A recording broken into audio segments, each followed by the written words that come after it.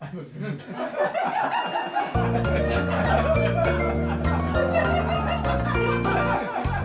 vie et joie de vivre une belle vie. Chaque jour je fête pour mettre des couleurs dans mes jours. Belle vie et joie de vivre une belle Alors vous vie. écoutez Ma joie de vivre numéro 4 en compagnie de Gérard Canfino.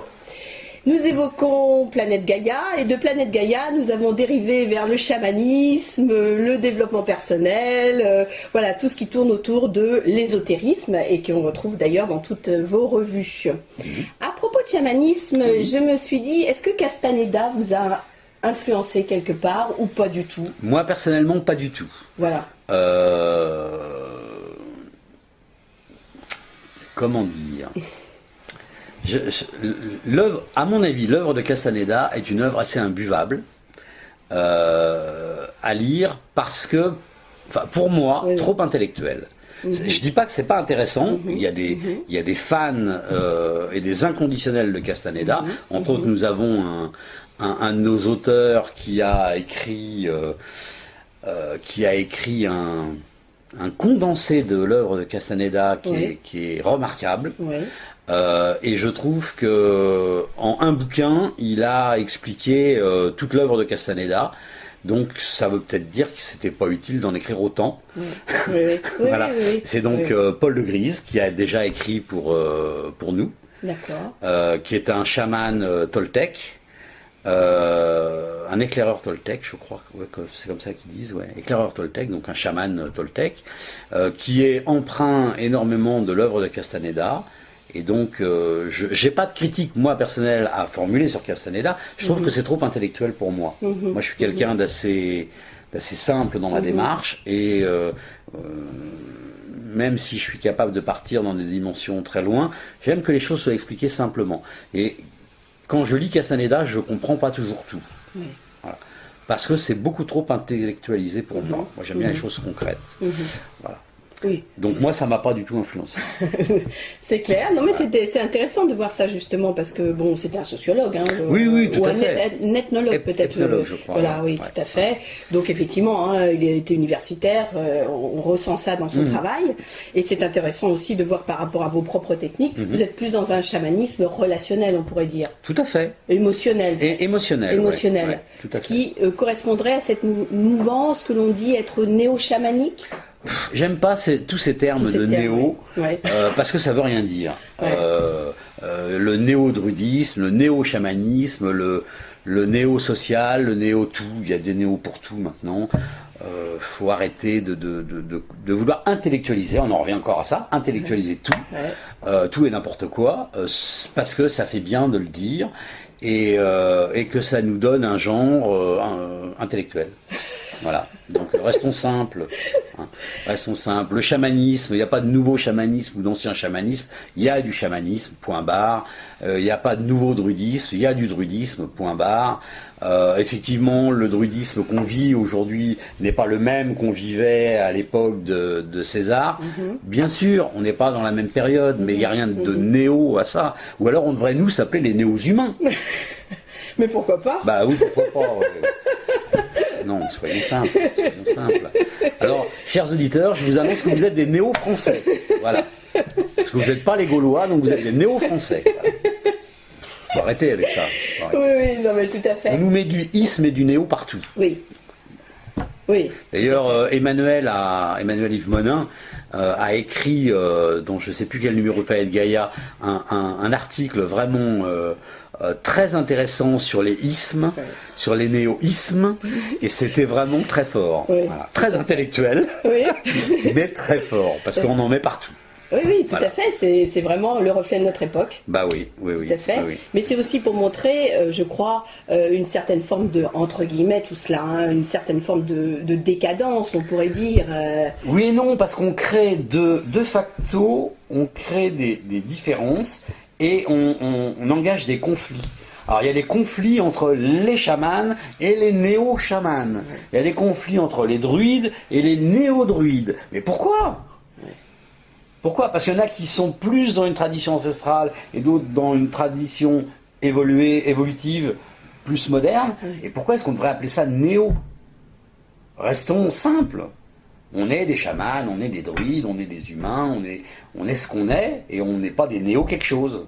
Oui, mais Gérard, celui qui se dit chaman parce que tout simplement il a été suivre un stage, je sais pas où, il a pris de l'ayahuasca et puis il arrive en France, il placarde qu'il est chaman, il fait des stages. Oui. On peut quand même pas le mettre à côté de vous et à côté de quelqu'un qui aura une tradition amérindienne. Quand même, il y a des graduations, on peut dire. D'accord, mais c'est pas une graduation, néo quelque chose. Oui. Quelqu'un qui a fait un stage d'un week-end et qui se prétend chaman, c'est pas un néo-chaman, c'est un charlatan. D'accord. Faut appeler un chat un chat. Tout à fait. Tout à fait. Faut appeler un chat un chat. Oui. Je veux dire, un chaman qui... D'abord, on se forme pas. Il n'y a pas de formation chamanique. Il y a des formations, bien sûr, c'est évident, mais on ne devient pas chaman parce qu'on a suivi des stages. On devient chaman parce qu'on est chaman. Déjà, on l'est. Avant même d'avoir commencé la moindre formation, on est déjà chaman, on ne le sait pas. Et le cursus de chamanisme va nous le révéler. Et on va s'apercevoir effectivement que, ah mais oui, bien sûr. Ah mais ça, oui, bien sûr, mais je connais ça. Ah, c'est comme ça que ça marche, d'accord. Et on va se découvrir être chaman, mais on ne devient pas chaman. Oui, tout à fait. Ça me fait penser d'ailleurs à un livre passionnant que vous connaissez peut-être, l'Anthologie du chamanisme, qui est sorti en livre de poche, je crois, de Jérémy Narby ou un nom comme ça. Je ne sais pas si... Et qui mentionne justement, on voit bien dans toute cette anthologie que le chaman est choisi par les esprits. Oui. Voilà, tout à fait. Pour sa mission, et que des fois même il la refuse et qu'on vient le rechercher, ou que s'il la refuse, ça peut même lui coûter la vie. Mais bien sûr, à partir du moment où on a un don, quel qu'il soit, si on ne l'utilise pas, de toute façon, à un moment ou à un autre, il faudra en payer le prix. Oui. Parce que la vie va nous remettre à chaque fois ça dans la figure. Et à un moment ou à un autre, ça passe ou ça casse, quoi. Si on refuse ce qu'on est, forcément la vie va à chaque fois s'évertuer à nous remettre en face de mais t'as ça dans les mains, mon gars, faudrait peut-être y penser. Ouais, mais bon, c'est dur. C'est dur d'être chaman. C'est dur d'être chaman, c'est dur d'être druide, c'est dur d'être guérisseur. Ah oui, d'accord, mais t'as ce don-là, mon vieux, si t'en profites pas et si tu l'utilises pas, eh ben ça va te retomber sur le nez. Et oui.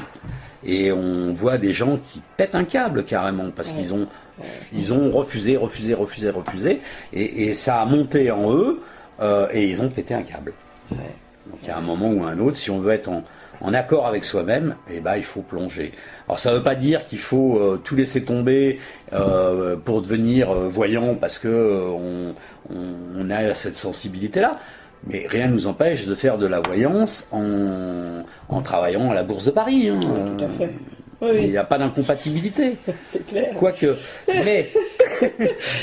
oui, ça pourrait même être dangereux, je crois. Hein. Pour la bourse. Il ne faut pas refuser ce qu'on est. C'est important. Il ne faut pas refuser ce qu'on est parce que... alors, on croit ou on n'y croit pas, mais moi je crois à la réincarnation. Oui. Et d'après les expériences que j'ai pu avoir sur ce sujet, sur la réincarnation, la vie s'évertue à nous remettre dans la vie d'après au même point si on n'a pas fait les choses qu'on devait faire pendant cette vie. Ça ne veut pas dire qu'on a un destin et que les choses sont écrites. Ça veut dire qu'on a un travail à faire, on vient pour résoudre quelque chose, pour faire un certain travail, et si on le fait pas, eh ben, on va se retrouver dans la vie d'après, dans exactement les mêmes circonstances, pour être confronté à ce problème-là.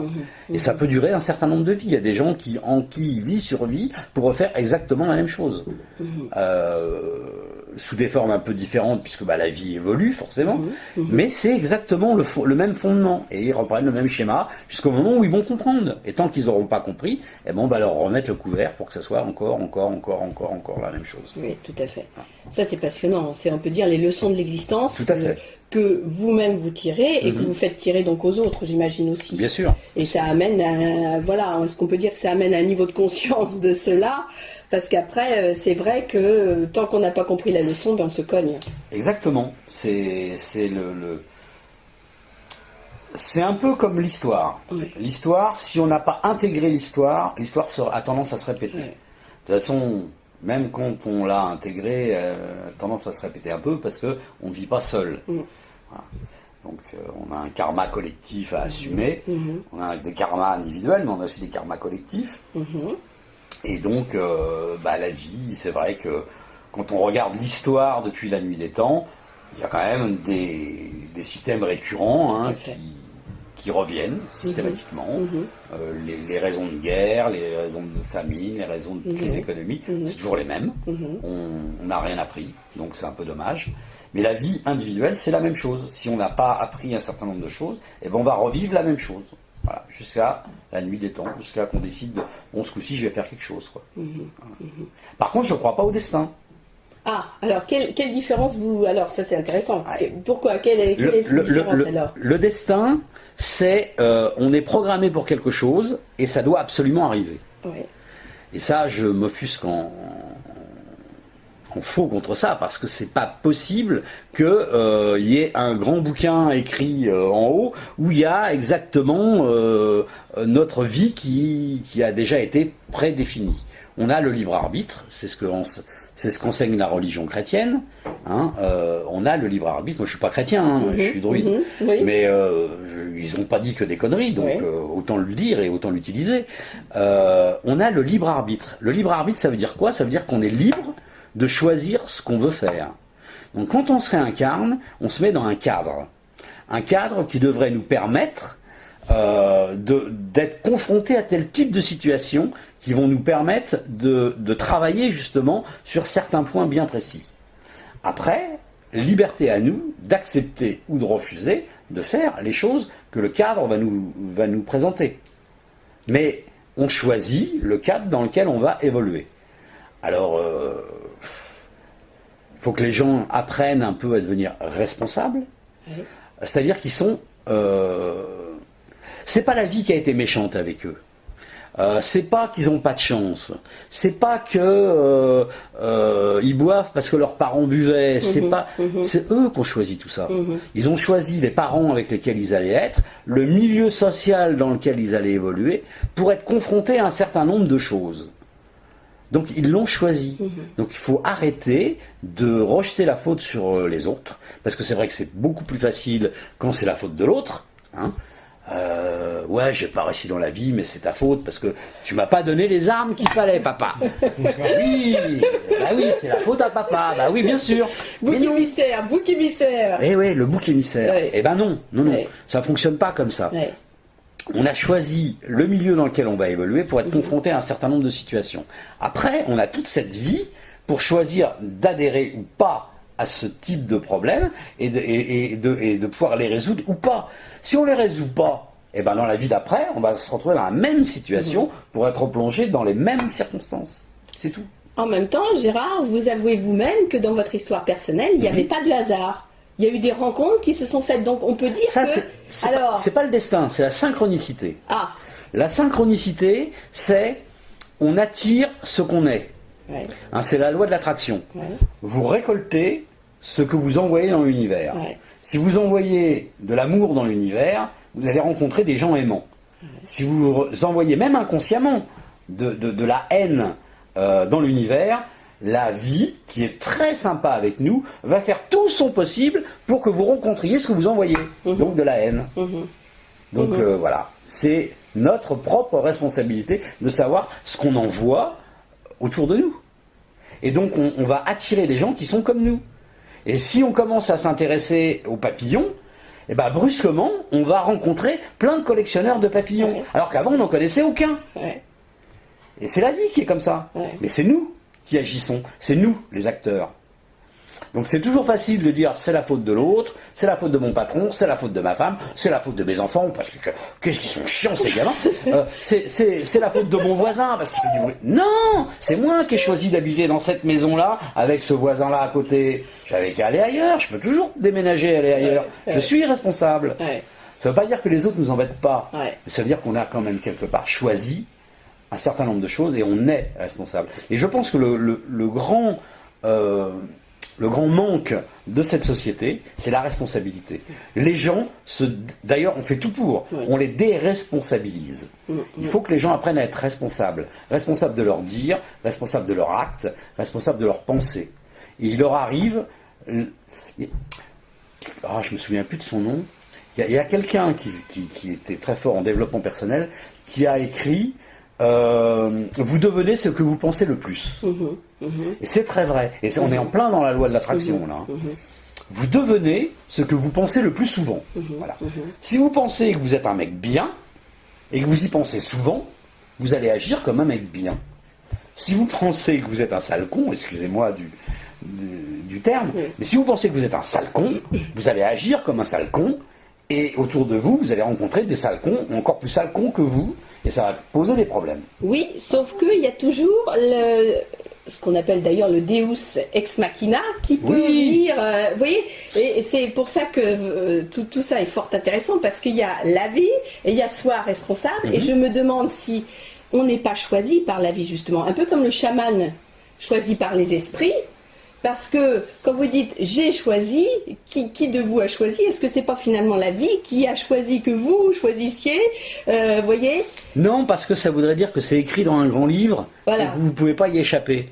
Eh ben si, on peut toujours y échapper. Vous échappez au grand livre. Exactement, exactement. On a le libre arbitre. C'est ça qui est merveilleux. C'est ça l'humain. C'est qu'il a le libre arbitre. Alors, il y avait une très belle phrase, mais je ne sais plus de qui elle est, mais elle coule pas, qui disait, on a le libre arbitre. Le libre arbitre, c'est quand on a rejoint le Seigneur avec un grand S. C'est-à-dire que quand enfin, on a rejoint, on peut dire la vie, ou l'unité avec un grand U, ou Dieu, ou l'énergie vitale, on va dire, et que dans ce cas, ça se pulse, mais pas par la volonté personnelle, je dirais. Bien sûr. Par la volonté, on pourrait dire divine. Divine, oui, on peut dire comme ça, bien sûr. Et dans ce cas, écrit ou pas écrit, il y a ce qu'il y a pour chacun au juste moment, peut-être. Hein. Bien sûr. Ce qui est important, c'est de vivre le moment présent. On est dans le moment présent. Le passé, c'est important parce que c'est ce qui nous définit. Le futur, on n'en sait rien parce qu'on ne l'a pas encore vécu. Le présent, c'est maintenant. Donc, vivez votre moment présent et vivez-le en conscience. Laissez-vous pas porter par la vie. Soyez acteur de votre vie. Et c'est ça qui compte. Être acteur de sa vie, être présent. Et Charles Anthony, dans un de ses bouquins, parle de la présence. Cette faculté de pouvoir être conscient dans les gestes simples de ce qu'on vit. Quand vous buvez un verre d'eau, vous buvez un verre d'eau. Je veux dire, c'est quand même pas anodin. Cette eau qui coule à l'intérieur de vous et qui va régénérer les cellules, c'est quand même pas anodin. Alors ça ne veut pas dire qu'il faut disserter pendant 3 quarts d'heure sur le verre d'eau qu'on a envie de boire ou qu'on va boire, mais avoir un court instant de présence dans le simple acte naturel de boire un verre d'eau, c'est important. Tout à fait. Ça, c'était des techniques, je pense à Gurdjieff notamment. Oui, Gurdjieff, tout à fait. Je viens de relire d'ailleurs, par plaisir, je me souviens plus du titre du livre, parce que c'est pas important les titres, mais je viens de relire le ouais, c'est ça. Oui. Ouais, c'est ça. Et bon, je me suis amusé. Je me suis amusé parce que bon, j'adhère pas à tout ce qu'il raconte dedans parce qu'il y a beaucoup d'absurdités dans ce bouquin, mais qui ne sont pas des absurdités parce que c'est de la provocation exprès. Gurdjieff était un provocateur extraordinaire qui a chamboulé beaucoup d'esprits parce qu'il provoquait les gens pour les mettre face à leur propre réalité. Et ça, c'est très très intéressant. Alors Charles Anthony reprend un peu ce travail sur la présence dans certains de ses bouquins. C'est beaucoup plus soft que Gurdjieff. Certainement, parce que Gurdjieff, c'était dur. Il a mis les secs. Mais c'est intéressant, c'est un travail intéressant. Tout à fait. En dehors de la provoque, c'est un grand provocateur devant l'éternel, Gurdjieff. Donc la conscience, effectivement, boire le verre d'eau, tout ce que l'on fait avec conscience, ça c'est effectivement une technique extraordinaire. Justement, quand vous faites du chamanisme, quand vous pratiquez le chamanisme, vous êtes conscient de tout ce que vous faites, ou est-ce que vous partez justement, pas dans la conscience, mais bon... C'est une bonne question. Je vous remercie de l'avoir posée. Alors, qu'est-ce que c'est qu'une bonne question? C'est une question fraîche, printanière, agréable, et qui mérite d'avoir une bonne réponse. Alors, je vais vous faire une bonne réponse. Qu'est-ce que c'est qu'une bonne réponse? C'est une réponse qui est fraîche, printanière, intéressante. D'accord, merci Gérard. C'était... Paraphe de Thierry Leluron. J'ai toujours trouvé ça extraordinaire comme démonstration politique de communication. Vous pouvez répéter la question?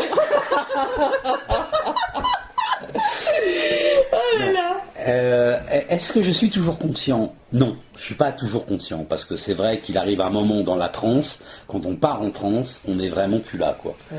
Et c'est pour ça que quand je reviens, des fois je sais pas exactement ce qui s'est passé, mais ça a fonctionné. C'est ça qui compte. Ouais, c'est ça.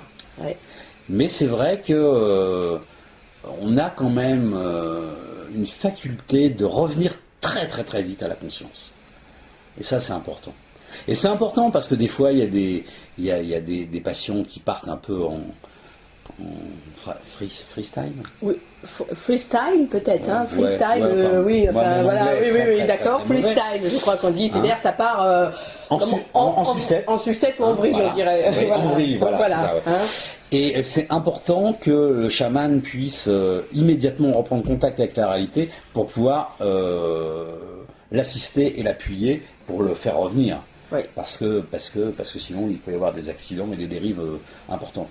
Tout à fait. Voilà. Oui. Si vous-même vous perdez la conscience et qu'en plus le client, enfin le patient aussi. Et qu'on ne le voit pas, parce qu'on est parti nous aussi dans des hautes sphères, donc on doit être capable de revenir immédiatement là, présent. Et ça, c'est important. Donc ça veut dire qu'il y a quand même un contrôle. Le voyant, il est allumé, pour reprendre, pour paraphraser. Le voyant est toujours allumé. Hein. Sinon, effectivement, ça part, quoi. Maintenant, les chamans qui utilisent des produits comme l'ayahuasca, je suis pas convaincu qu'ils soient toujours dans l'état qui leur permet de revenir immédiatement au clair.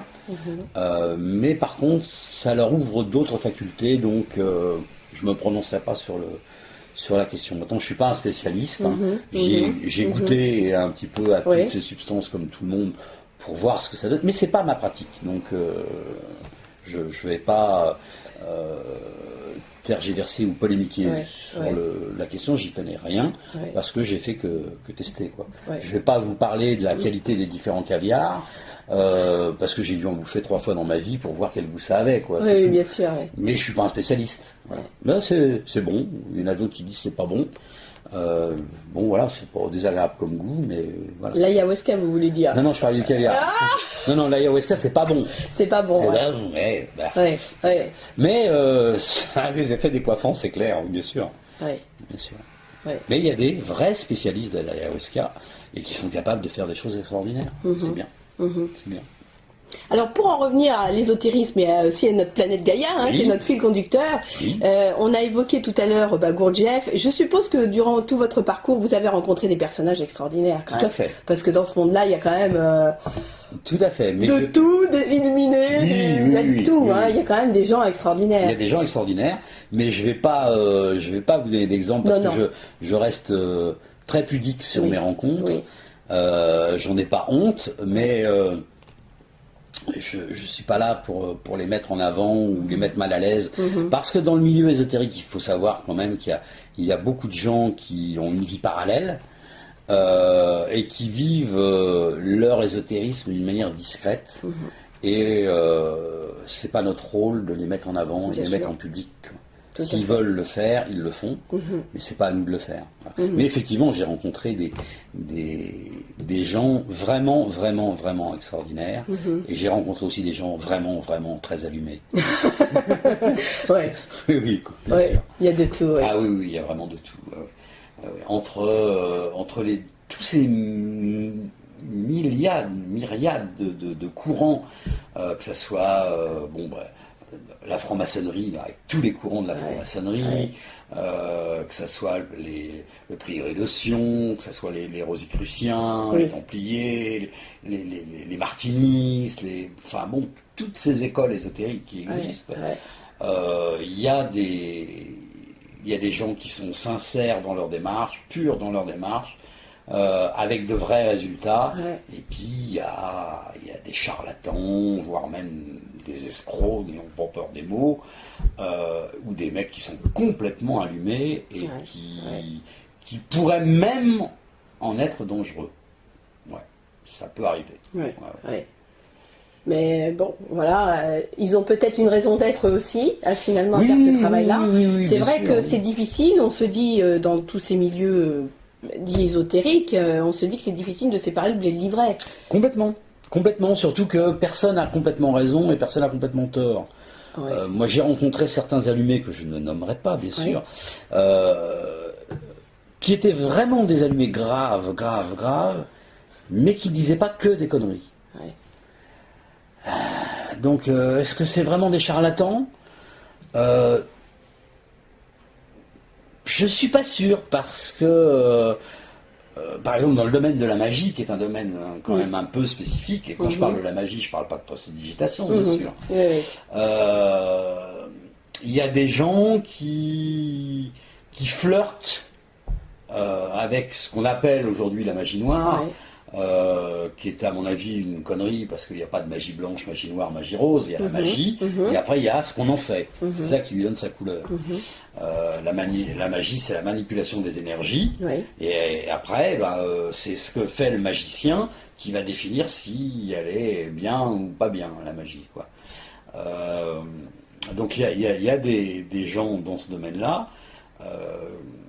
qui ont des techniques, des approches parfois un peu douteuses. Est-ce que c'est des charlatans ? Non, c'est pas des charlatans, parce qu'ils sont sincères dans leur démarche, ils croient réellement que ce qu'ils font, ils ont été appelés, ils ont été désignés, ils y croient réellement. Oui, mais c'est dangereux ça, parce que est-ce que la sincérité c'est le seul critère, je dirais, valable ? Non, parce que quand même. Non, mais un des gros problèmes avec la magie, c'est. Oui, un des gros problèmes avec la magie. Un des gros problèmes avec la magie, c'est que sans avoir une connaissance approfondie de ce domaine, on peut réussir un certain nombre de choses, et donc provoquer des catastrophes. Et ça, c'est un peu grave de trouver tous ces bouquins de magie. Où il y a des vrais rituels à l'intérieur. Bon, ok, il manque des clés opératives dans les... Heureusement d'ailleurs, ce serait grave. Il manque des clés opératives dans les bouquins, mais il y a certains rituels qui sont vraiment bien expliqués et qui, même sans les clés opératives, amènent des résultats. Et c'est à la portée de gamins de 14 ans, de gamines de 14 ans qui vont faire des rituels parce que Germaine, elle a pris mon mec, alors... mais c'est grave d'écrire des choses comme ça. Oui, tout à fait. Est-ce que les gens qui ont écrit les bouquins l'ont fait pour ça ? Non, c'est évident. Est-ce qu'ils savaient forcément de quoi ils parlent ? Pas toujours. De toute façon, des vrais magiciens qui écrivent des bouquins, je ne suis pas persuadé d'en connaître vraiment beaucoup. Parce que les vraies formules, on les écrit pas. On les écrit pour soi. On a ce qu'a fait ressortir cette série que tout le monde connaît. Harry Potter. Non, même pas. Même si Harry Potter. Mais non, je parle de séries télévisées. Oui. Les frangines là, sorcières, charme. Ah oui. Voilà. Le livre des ombres. Ah oui, tout à fait. Le livre des ombres, c'est quoi ? C'est le livre sur lequel on écrit toutes ces formules magiques. Mais on l'écrit pas pour le faire publier, on l'écrit pour soi, bien sûr, pour le transmettre après à sa descendance, à sa famille, à ses élèves, mais pas pour le mettre en librairie, quoi. C'est évident. Donc il n'y a aucun vrai magicien qui va écrire pour du commerce, parce que c'est du business. Hein. Tout à fait. La magie, c'est du business. Et pourtant, il y a quand même des vraies choses dedans. Parce qu'on arrive à trouver des vrais rituels. Alors, il n'y a pas les clés opératives. Par exemple, on va parler de 2 secondes d'exorcisme, puisque je suis aussi exorciste. Ça fait partie de mes nombreuses casquettes. Il y a un auteur, on va appeler ça comme ça, extraordinaire, qui est l'abbé Julliot, en termes d'exorcisme. Et c'est vrai qu'on retrouve les œuvres de l'abbé Julliot avec les rituels réels. Simplement, dans ces rituels, il n'y a pas les clés opératives qui le font fonctionner. Mais le rituel, moi, c'est le même rituel que j'utilise quand je fais un exorcisme. Sauf que moi, j'ai les clés opératives pour le faire fonctionner.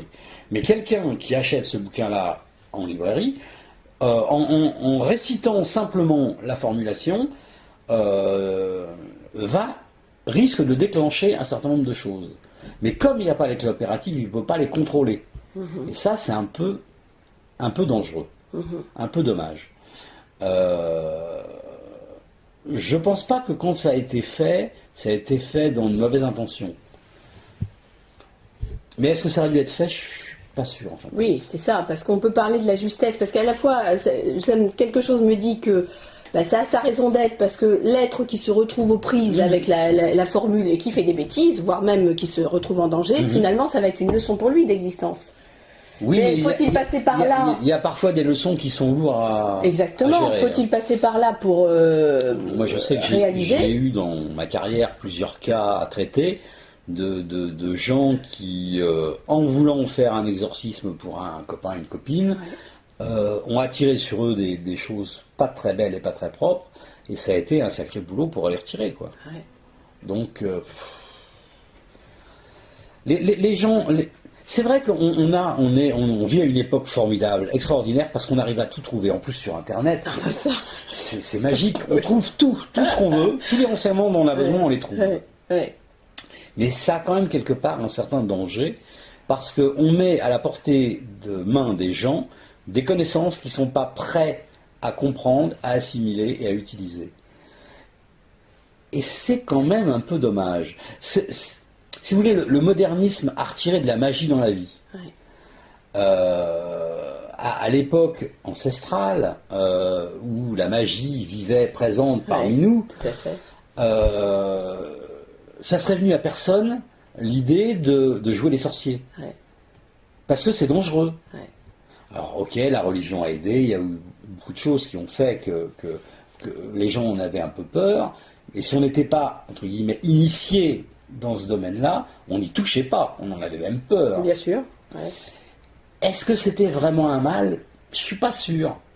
Je suis pas sûr. Parce que, vous prenez un pays comme la France, vous savez que la France c'est un pays de sorciers. Oui, tout à fait, on n'a pas besoin d'aller au Maghreb, en Afrique. La France est un pays de sorciers. Au jour d'aujourd'hui, 21e siècle, il y a encore des gens qui vont voir le sorcier local pour jeter le mauvais sort sur le champ du voisin parce qu'il a une vache qui vient chez lui et qui vient bouffer son herbe. Oui, bien sûr. Donc c'est des pratiques courantes. On vit là-dedans. On l'a toujours fait. Et c'est presque normal à la campagne d'aller voir le sorcier pour lui dire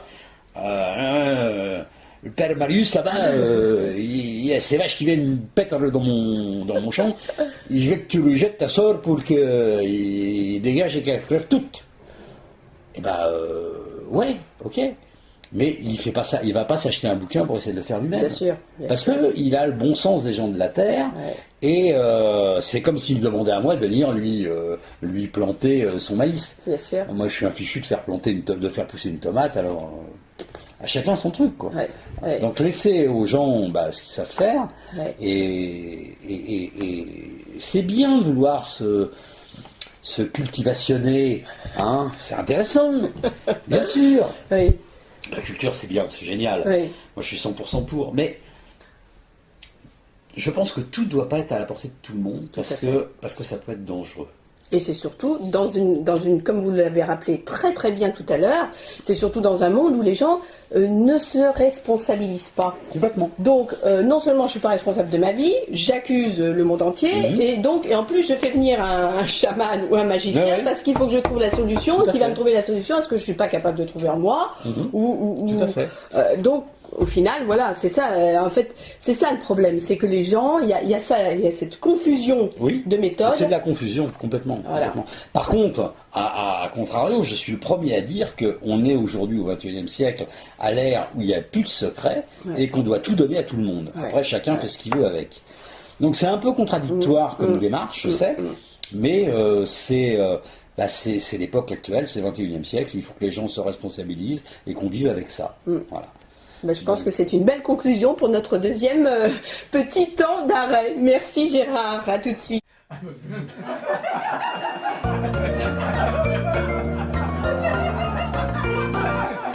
Belle vie et joie de vivre.